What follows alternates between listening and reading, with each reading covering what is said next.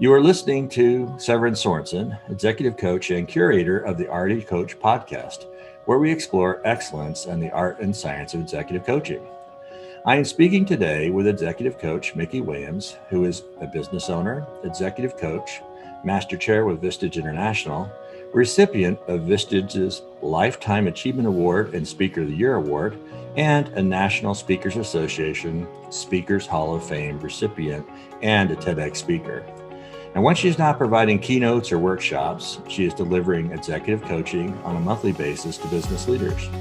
Today, Mikki lives in Naples, Florida, where she provides executive coaching monthly to business leaders, and interestingly, also runs a speaker school for some of our nation's top speakers. As we begin, I want to share that Mikki is passionate about the art and science of coaching, and she has contributed many years of her life to the coaching profession and training and coaching others. On disclosure, I first met Mikki at an executive coaching in-service training where Mikki shared how she organizes fabulous executive retreats with coaching clients, and particularly her members of her peer groups in Vistage. And with these retreats, she gets them bonded together. I esteem Mikki highly, and I thought speaking with her today would be a great addition to the Arete Coach Podcast that seeks to explore excellence and the art of executive coaching today. Welcome, Mikki. Thank you, Severin. That was a wonderful introduction that I wrote. No, I'm only Nice. I could have gone on and on. You know, it's interesting when we were starting with the introduction, I was thinking about when I first met you and I'm like, who is this woman? And I actually offered, we were in Chicago and it was, I don't recall, it was the training session. We were talking about how to really go deeper.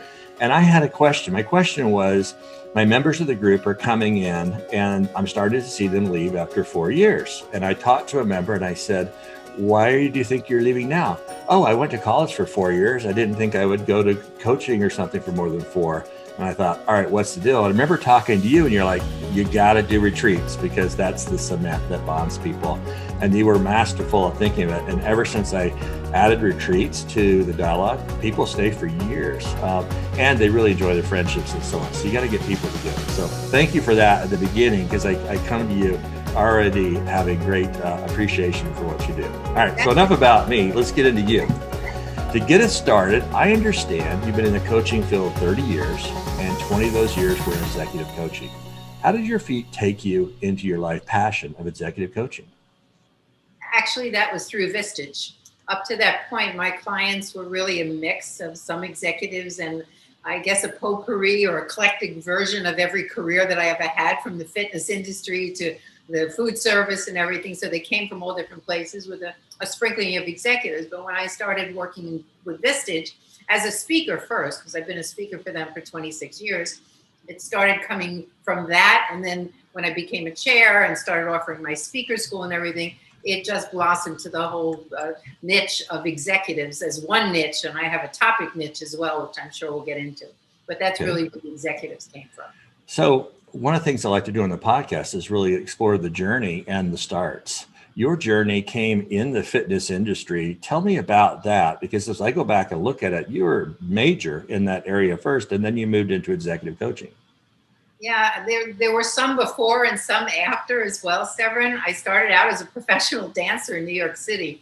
And when aerobics came in, I said, what's aerobics? It's dance to music. It's the same. It's just exercise to music. So I segued into that industry and then became a health club owner and then became an instructor and then eventually decided I'd rather use my mouth than my feet.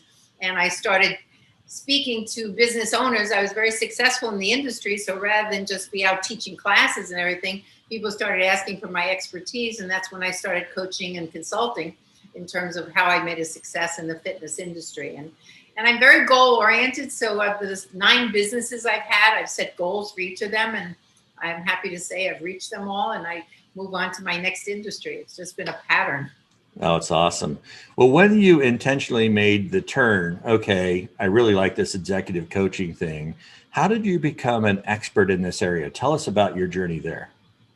You know, again, it was a mixture of the different industries I had been in and the different experience that I had. So when I first started coaching, there was no formal training. It just came from life experience, I might say, and my ability to share some insights, ask some good questions. There was no formality. And then when the coaching industry really took off and I looked into it, I signed up for a certification with an organization called Coach U. And at that point, I started doing life coaching. And I did that for quite a while with a sprinkling of some business coaching because people were still asking me about help with their businesses, but it bordered on consulting and coaching. And at the time, in the spirit of being transparent, I don't know if I knew that much of a difference between the two. And I think Vistage was the turning point for all of that. It was the perfect storm when everything came together where I realized consulting is really telling people what to do. And coaching is really having the ability to ask the right questions that people probably have the best answers for themselves in a way that brings that out. So the transition, there was no fine line. As I said, the certification at Coach You for Life. And then I started doing just business coaching because I was doing that with all my one-to-ones with my Vistage members. And then I decided to pick a lane that I was passionate about, where I seemed to get the most requests for my coaching.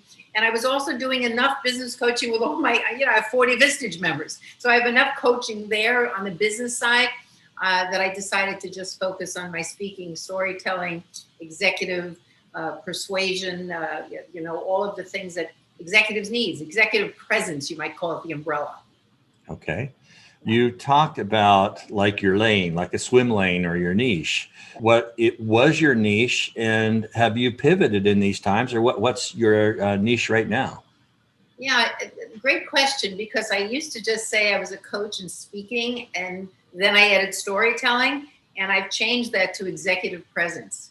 Because I find all the executives I'm working on, some want to work on speaking, some storytelling, some persuasion. Last night I got a call to put together a proposal that has to do more with helping procurement and sales and interviewing. So it's a wider umbrella, and I can go into different areas under that same umbrella. But I would call the big one executive presence. Executive presence, absolutely vital. It's also vital as a coach. So I didn't write this in there, but since you brought it up, and this is my interview forum, tell me about how you coach presence to one of your members. Well, it comes from my own bias that speaking and storytelling are the number one and number two leadership skills today. Well, the executives I coach are leaders.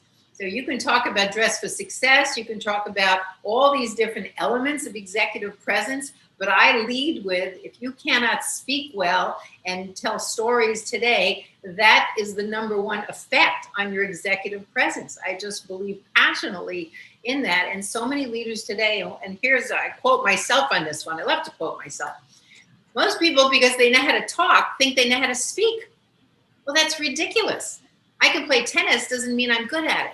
So it's not until people either take my coaching or my workshops that they realize speaking is a skill. It's a craft that I've worked at for 30 years. Talking is a God-given resource. And most executives talk and they think they're speaking. And it drives me crazy. And during the middle of my program, Severin, half of them go, "This is a lot of work." I said, yes, learning tennis skills is a lot of work. Yeah. So that's what I'm so passionate about, because they all have to give presentations, and that's where executive presence. It's how they stand, it's how they speak, it's the articulate, it's 50 ums every other sentence, or 50 other so's, and that's not executive presence. So let's pivot this slightly. We have a bunch of executive coaches listening. Talk to me about executive coach presence. What is your advice to other coaches as you're instructing them? You need to show up a certain way. What is your thought there? I talk about that, and certainly virtually presents new challenges that we didn't have before. And there's a lot of crossover, but there's a lot of differentiators as well. And executive presence too, and I talk about this in one of my workshops, is how you look on the screen. First of all, I keep telling them they should be standing. Stop doing your all hands meetings and your state of the industry just slumped in a casual chair. That is not executive presence. We talk about that as a coach. When I'm coaching people, I'm doing the same thing. I'm standing, I'm dressed professionally for my brand. I never met a sequin I didn't like, but this is who I am. So I think it's a matter of showing, I talk about, come on guys, you can't wear a t-shirt from your favorite bar or a turned around baseball cap. You have to dress for the part as well as sound it And as well, and that goes for coaching. It doesn't matter if you're not the recipient of, you are the one delivering it. I think that professionalism goes to the same rules on both sides. Oh, marvelous. Thank you. So looking back at your journey as a coach, what is a lesson you learned recently that you wish you'd have learned many years ago? I don't know how recently it is, but if anybody listening knows about DISC personality styles or any of the assessments that are out there, I am your classic high D, secondary I, which means I'm a bottom line, get to the point, horrible listener. I personality, loves to talk, horrible listener. I think what came for me is, even though I'm a DISC trainer, physician heal thyself, was, okay, you have the natural tendency to be a terrible listener. Own that, which means I have to work harder. I have to have a certain awareness when I'm coaching that you can't just lapse into, well, this is who I am. Part of me wants to be the best coach I am. And so I have to really, which makes me exhausted more so at the end of the day than an average person who has a natural tendency for listening. So for me, that was the biggest aha, using what I knew from assessments, various assessments, that this is not my gift and I have to work at it. And so I do. I watch people like you who nod actively, or who pick up your last word, or I listen for that, so I become a better coach. But that was something I didn't realize in the beginning. I didn't own that natural tendency. I just showed up. Yeah, no, listening and appearing to be listening are vital, but as we learn to actively listen better, even more important. Yeah. So what is your why? Do you have a why that gives you purpose or drives you, gives you energy? Yeah, my why was discovered in reflection, and it makes so much sense to me. My why is legacy. That's always been what drives me. The fact that I've been on this earth and I've left a mark or impacted people's lives in some way. And I think that's something I just didn't always know, but became clearer through each profession that I went to and really came to fruition as a coach. Can you describe your best day ever as an executive coach? I hope I can say this, but I'm going to quote it. It was in a one-to-one, and I'll never forget the guy, and I'm sure he wouldn't mind if I even said his name, but his name was Rich. And during the one-to-one, he looked at me and he said, "You are by far the biggest pain in the ass I've ever met in my life." I know that sounds like, why would I think that? Because it was like, I just knew I got to him when I said that. I just knew that I did. It was a compliment to me. That is a compliment. One of my dear friends who passed earlier this year, Richard Bosworth, used to say, my job, I'm chief tormentor. And it resonates, that same thing of being a pain in somebody, but in a caring way, and artfully taking the scalpel to help them out. I was going to say, it's funny, Severin, because, I come from New York originally, so I'm very direct. That's another natural tendency. And one of the things I find in coaching executives, I have a kind of humorous tagline that they all seem to love, because a lot of them have that same personality. So I usually say, I'm not the coach for everyone. I'm probably not going to send you flowers before I tell you suck. And they all say, that's great. You're just the person I want. Yeah, that's so true. They don't pay. We become friends, but they don't pay us to be friends. They pay us to help them. So that's very important. Tell me, questions. Questions are a very important part of a coach's practice. What are some of the most powerful questions that you have ever launched or given to a client in a coaching session? I don't know if I have exactly those powerful questions. My style is very much relationship based. All of my coaching sessions really start with what you call casual everyday chit chat. I find the greatest seeds within that to talk to them. And I think my questions come out of that particular conversation. I can't give you that one or two pearls that I've asked that have made that much of a difference, that I would say they're my most, that they're in my toolkit of most powerful questions. I'm a very intuitive coach, and I rely on that a lot in my conversations. And I kind of let my questions evolve based on that initial relationship conversation. I don't know if that makes sense to you. It does. So you used a neat word there. You said you listen in the conversation for a seed, and then from that you take a question. Can you ponder back on your coaching career, a time when you captured a seed and that created a situation where you asked a question that caused somebody to change? Wow, that's a tough one. A couple of times where somebody in that casual conversation made a comment, even though we were coaching in the business sense, they made a comment about a personal life issue where I went for that seed and it wound up in tears. She was a member about 8 years ago when I spoke to her group. This wasn't so much in a coaching situation then, but kind of evolved. And I had put a challenge out. I call this challenge the Pies Challenge, where I challenge my audience to take a physical, intellectual, emotional, and spiritual risk. It's based around an entire exercise that I do. And based on that challenge, she realized she was very, very unhappy in her marriage. And I also had a quote about choice, that life is more about choices than it is about chances. And it was a combination of what I had said that she went home and unraveled herself from this unhappy marriage. And I didn't hear from her till years later when she did hire me as a coach. And in the course of the coaching relationship, said to me, "You really changed my life by what you asked that day and what you shared." And since that time, she has become a Vistage chair. Just one other little one that came to mind recently. One of my key members who segued into my CE group when she became president of the family business, who then left the family business for different reasons. And in her one-to-one said, "I don't know what I'm going to do now. What am I going to do with my life? I grew up in the business and everything." And it was the one question that I asked her at that time. And she also is now a Vistage chair. But it was like, yeah, that one-to-one was the one she said that changed her life. I think you bring up an important part there, that each of us go through journeys. So in your journey, you first were an entrepreneur. Well, you were a dancer, then you started schools and training, and then you had your fitness program, and then you became a coach and so on. Each of us do that. And what's interesting is that your members, several of your members, having been coached by you, apparently were inspired that I would like to do that same thing and share with the others.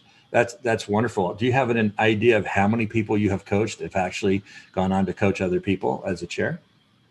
No, I don't, but it would be interesting for a look back. Thank you for that, Severin. Yeah, no, it's great. I started off as a member. I was in Vistage for a number of years, and then I had I sold a business, and my chair, Clyde Northrup, said, "You know what? You really ought to think about doing this. You seem to enjoy the whole peer group." And so a few years later, I loved it. And then, I'm doing speaking, other things. So it's for any listening that might have an interest, being a Vistage chair is a great possibility, or whatever else you want to go, whether it's speaking, but your career might be many careers, and just pivot and do what gives you energy. So that's wonderful to see what you've done.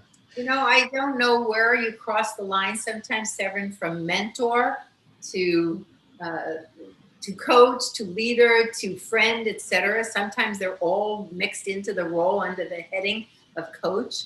But when you asked that question, it made me reflect back on even when, after becoming a dancer, and then I became a dance teacher, and then I was coaching people.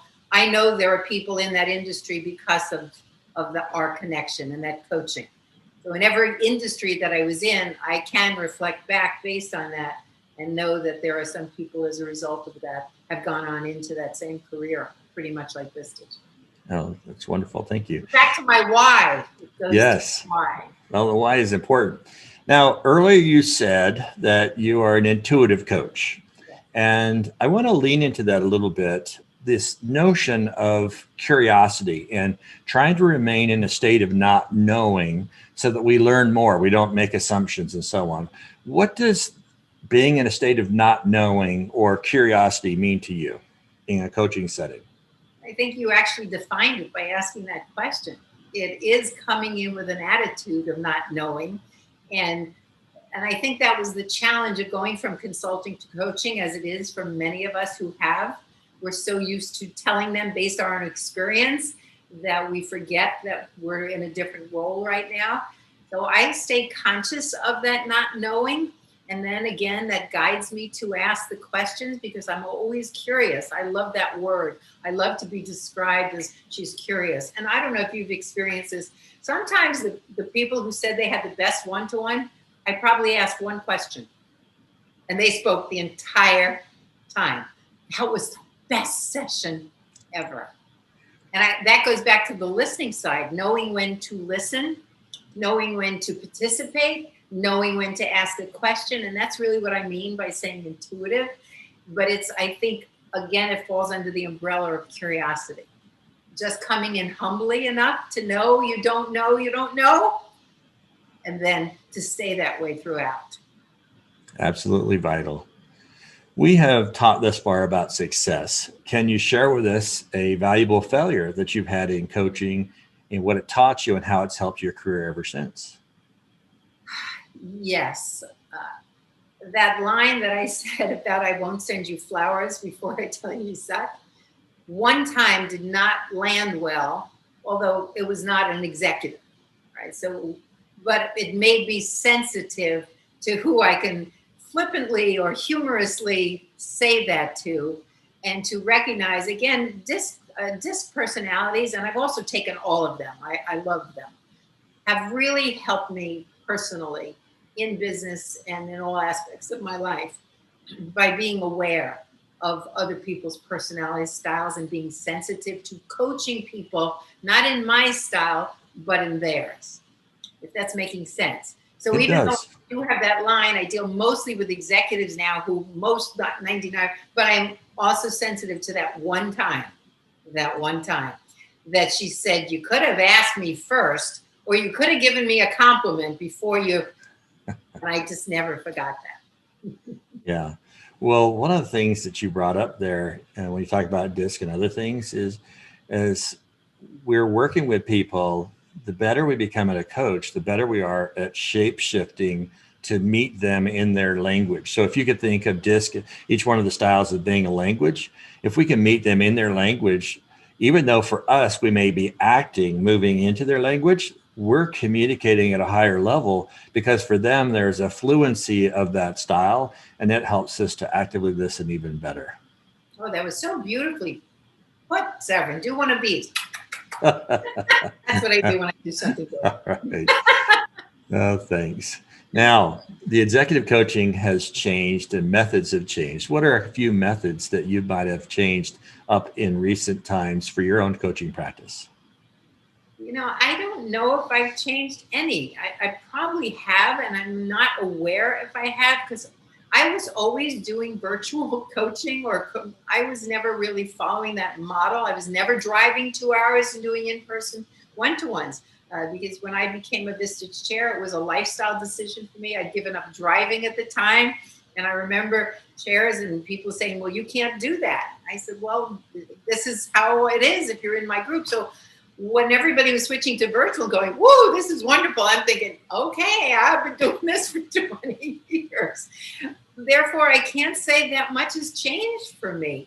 I am a very structured coach. In as much as I say I like my intuitive and my casual conversation. For examples with my members, they fill out forms for their one-to-one. And I have people do that because it sets their own agenda. So, and I'm very structured in my meetings as I am in my coaching. And usually before my coaching now, this is my form. You have to send me your top 10 priority list in priority order of what you want to coach, have me coach you on. Because again, in my lane, in my niche, as you call it, of speaking, storytelling, executive presence, people will say, well, what do people typically put on that list? It ranges. You might want to learn about marketing. You might want to learn about putting humor. You might learn about virtual. You might want to learn about, so by having them do the top 10 list, and one gal last week said, this was hard. I said, yeah, but it's the same reason with my members. When they fill out that form, they are already putting themselves in the mindset of what we're going to talk about rather than me showing up. And I know people do this and say, what are we talking about today? What kept you up last night? What's your biggest decision? Sometimes they say by filling out the form, they have their agenda. So I've used that with my coaching now, but I call it my top 10. And that's when we start going. That sounds like a wonderful tool. So I enjoyed that. And it also gives you as a coach, not only, sometimes you get the first couple of things. Oh, we've done our step 1, 2, 3. No, we have this long journey that we've set together, and we can start bringing in and layering that. Do you ever have them go back and update that top 10? Yes, absolutely. Because sometimes in the course of it, they'll realize it's something they don't know that they would rather have put on that list, or move something off, or something takes a lot longer. It takes a few sessions to deep dive into it. But again, it does several things. For them, it gives them an agenda. It tells me what they want to know. We have something to work off of. It keeps it longer term. So, and funny how I do my coaching. I do it in 5-session packages. I've never been one where you have to commit to a year or 3-year program. I find with working executives, especially because they're so busy and they travel, they love that 5. I've had one guy with me for 3 years, keeps renewing his 5-session packages, pay for a whole year or something. And I've always done it that way, and it works really well for me. No contracts, top 10 list, 5-session packages. You don't need a contract when you bring awesome. They're like, yeah, we'll let you know when we're not getting more value. So that's wonderful. Now, tell me, you do 5. What length of time? What frequency do people mostly do? Yeah, they're 50 minutes each, because I have to have time to take my notes afterwards and get ready for the next one. And I leave that up to them. And I think, again, you asked me a question earlier, Severin. I think the answer is here. I adapt because I'm working with executives and their schedule is erratic. Now, somebody may want 5 sessions 1 week after another, and somebody may say, well, I'm traveling for 2 weeks. Or you're giving me a lot to think about. I need a month to work on this. So I don't care. I used to have you had to use it up within 3 months. I've tried all those different models, but knowing my niche is really executives, I can keep it very flexible. Thank you. How has the coaching industry changed in your view? I don't know how much it's changed because I was never really part of the industry. I looked into joining International Coaching ICF. Yes. Yeah, I looked into joining that and becoming certified as a master chair and this, that, and everything. And I kind of tossed all that aside after I went through Coach U on a formal program. I just felt that life experience, business experience, and understanding what coaching is about, doing my own research, hanging out with people like you and other esteemed Vistage chairs, it was kind of self-taught. And so I don't know if I followed industry standards then to give you an overview of what has changed now in the spirit of candor. Okay. As you look back at your career, can you attribute a single experience, attribute, or skill that has made you a difference maker in the coaching industry today? It's probably the same thing that's made me a difference maker in every industry that I've been in. And I say that with all due humility. My defining moment in life was becoming a widow at 29 with no money, no job, and a 2-year-old child to support. We all have different defining moments that come at different times. And I feel that as I reflect back over my life, has really made me who I am today. I'm a risk taker. Because the old cliche of what do you got to lose when you've been there, everything else pales in comparison. I embrace change. Most people don't, but my life was changed in an instant. A lot of these things that I experienced from that defining moment show up in people's lives in the coaching scenario. And I find the resilience that I've developed or the lessons learned through that challenging period of my life has been very beneficial for me in understanding people's life and business experiences. And kind of that's why I say that I'm a natural coach in some ways rather than formalized. And I'm just an eclectic mix of the wonderful people that have either shared their experiences with me or who I've modeled how brilliant they are and how they do things. I know that's a big answer, but. Oh, it's a wonderful answer. I had not heard that you were a widower, and that, there are many who, we're in a time of crisis where many people unexpectedly find themselves without key members of their family and loved ones and so on. As a coach, What advice do you have for anyone who might have lost somebody dear to them, very close in their family, close friend that has left a hole? How do you move forward? How would you coach them? Again, from my own experience, more than anything else like that, and the 5 stages of grief, which I've studied over the years because I actually went through all of them. And sometimes as a coach, empathy is something else I've learned is one of the greatest things you could have as a coach. And if you've had the same experience, it even creates more of a relationship with someone, especially as you say, for me, I experienced that type of thing. So learning that type of thing rather than telling, but sharing and understanding their feelings in those situations.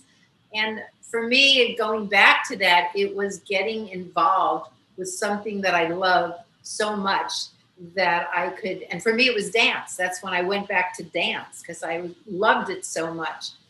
You know, a couple of years ago, just as an aside, or maybe not, I was always frustrated by not the ability to meditate. A lot of my clients talk about that. A lot of executives struggle with that, the busy mind and everything. And I remember reading the Harrington Post, Huffington Post. Huffington Post. Yes. I remember reading her book. I think it was called Strive or something like that. And all of a sudden, this light bulb went on, and it said, in order to meditate, you don't have to like sit in silence, cross-legged and everything. Anything that you do that you are mindful of, that you're so deeply involved in, is meditation. And I realized for me, that was dance. I realized for me, that's cooking. I'm in my zone. I'm not frustrated now that I can't meditate like a kind of thing. And I think that's helped me in my coaching, because I listen to people talk about their frustration of quieting their mind, finding the still time. So whether it's the fact that I was widowed or whether I'm coaching an executive, the ability to share what I learned by reading her book about just find your passion, go out and play your golf to get through that hard time. And it goes back to one of my favorite quotes about grace that I know we'll talk about at the end. But I think those experiences have shaped me more as a coach than any other course I could have taken or certification I earned. Prior to his passing, Clayton Christensen wrote a powerful book called How Will You Measure Your Life? I bought it because you told me to. I've read it. Thank you. And what was your takeaway? I'm 3/4 of the way through, so I'm not giving you my takeaway yet, but thank you for that. Okay. Well, let me ask you, the title is a question itself and give you that question. How will you measure your life?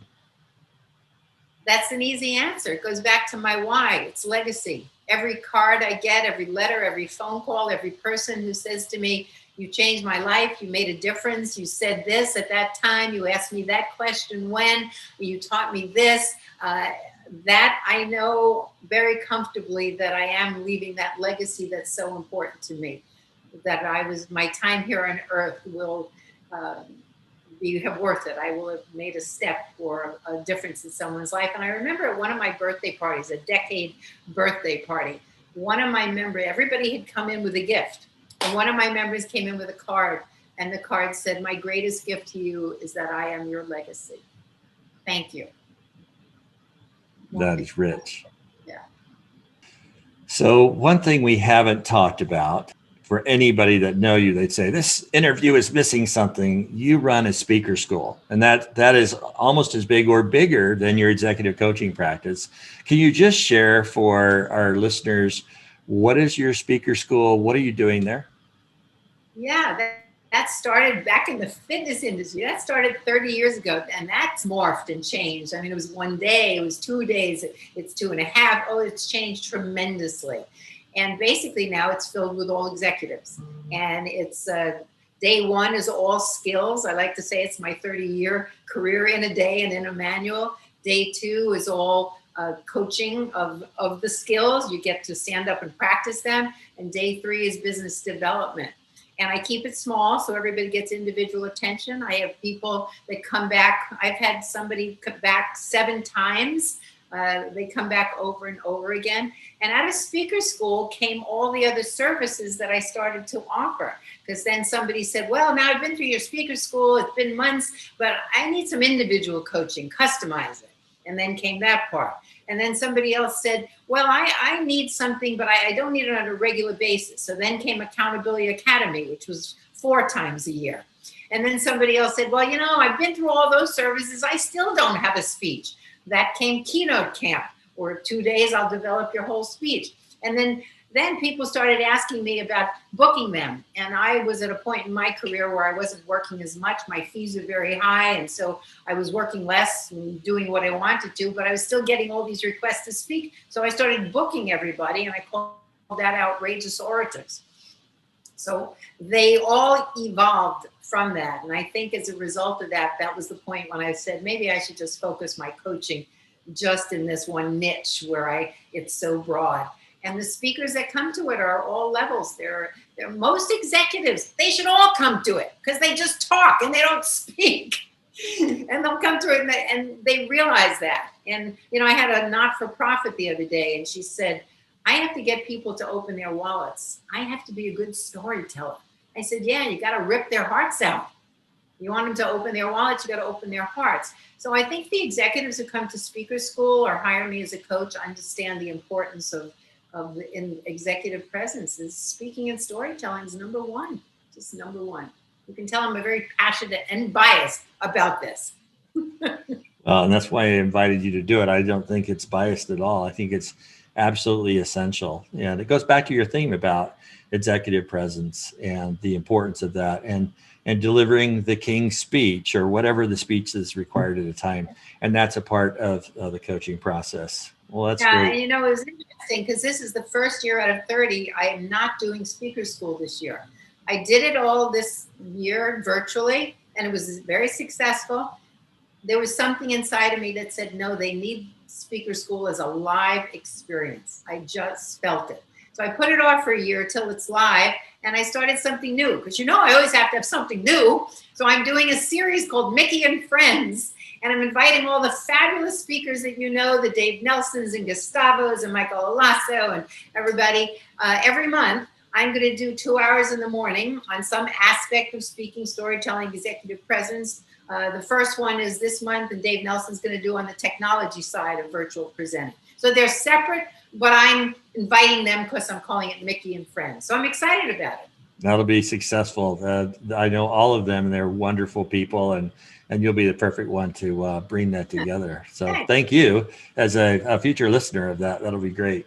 Thanks. So many people rely on the crutch of a structure, like say PowerPoint. Yeah. And you are yourself, and you bring it such that you get great scores and remarks and so on. And you're not using that, and yet you're keeping people captive and active, whether it's online or other. What would you share in that?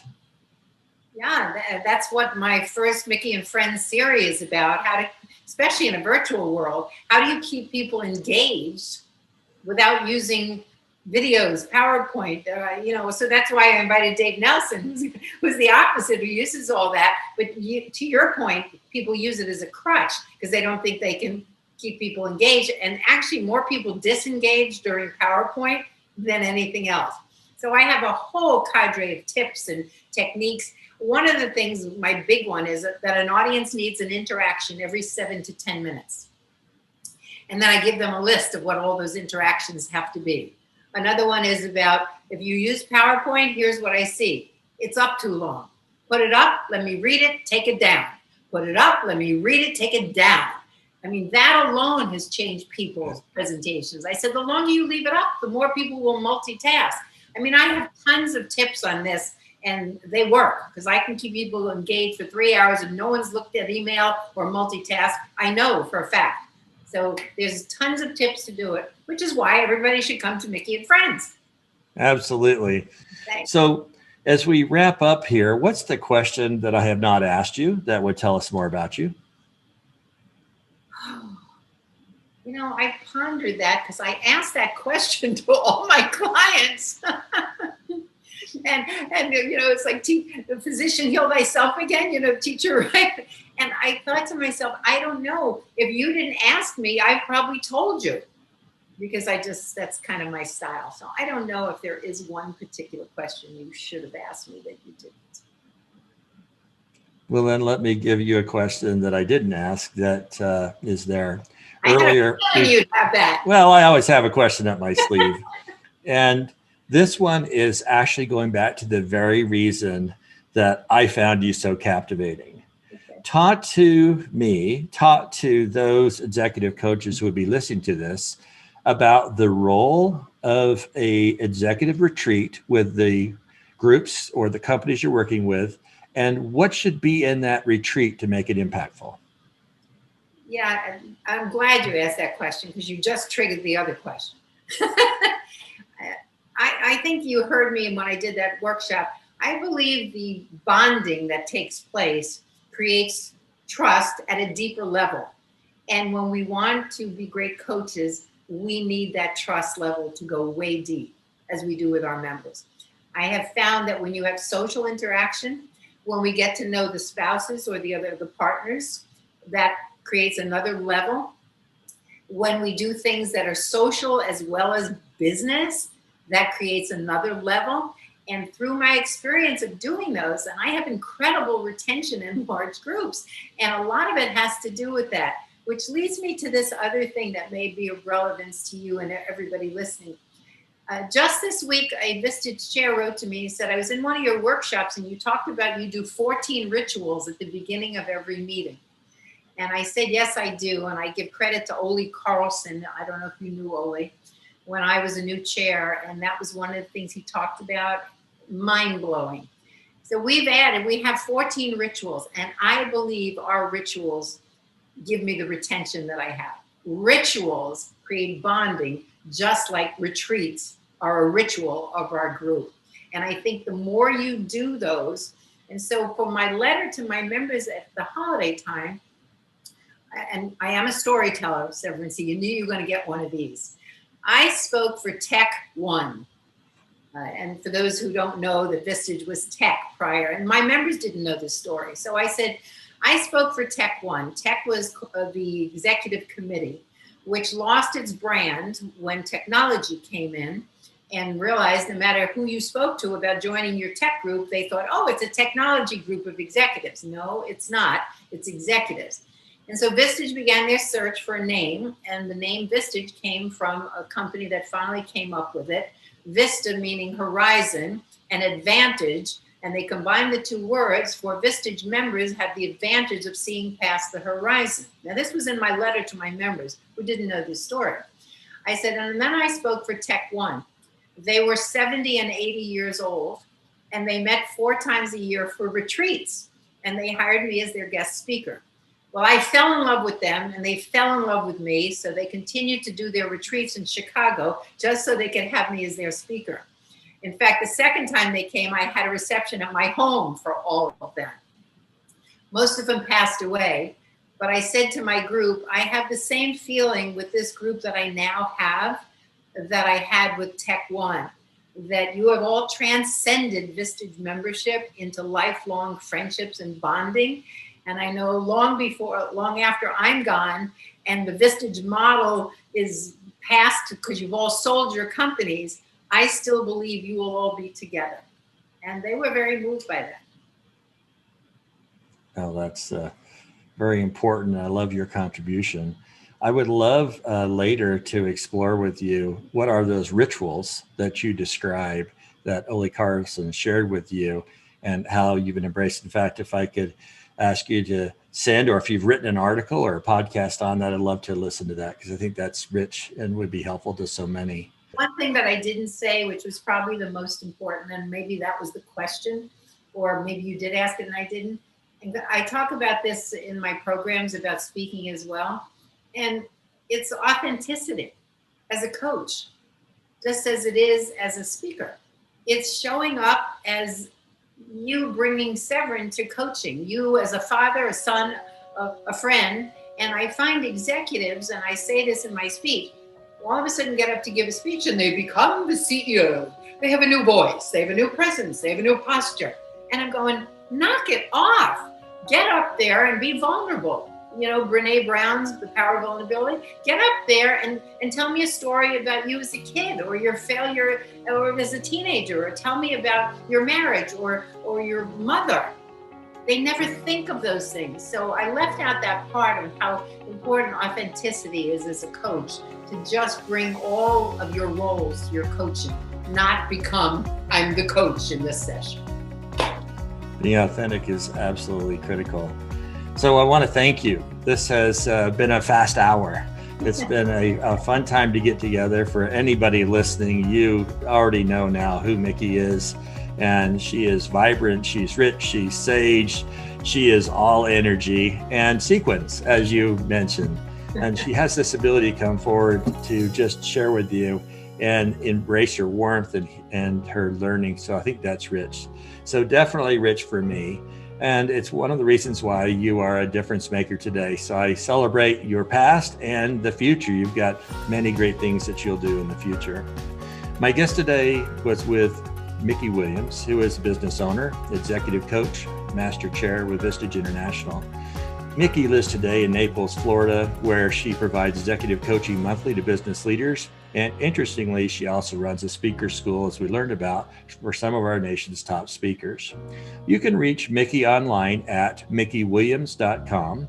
And I'll also feature here her website, so you can see that as well, to learn more about her coaching, as well as her speaker school and so on. With each podcast, I end with a quote for you to ponder, and today I've got two quotes provided to me by Mikki. The first is one of Mikki's own quotes. Be outrageous. It's the only place that isn't crowded. And from Mike Maddock, grace is a gift that seasoned leaders give themselves first. Until next time, be your best self. Seek to uplift others, be good, and do good. You have been listening to Severin Sorensen and the Arete Coach Podcast, where we explore excellence and the art and science of executive coaching today.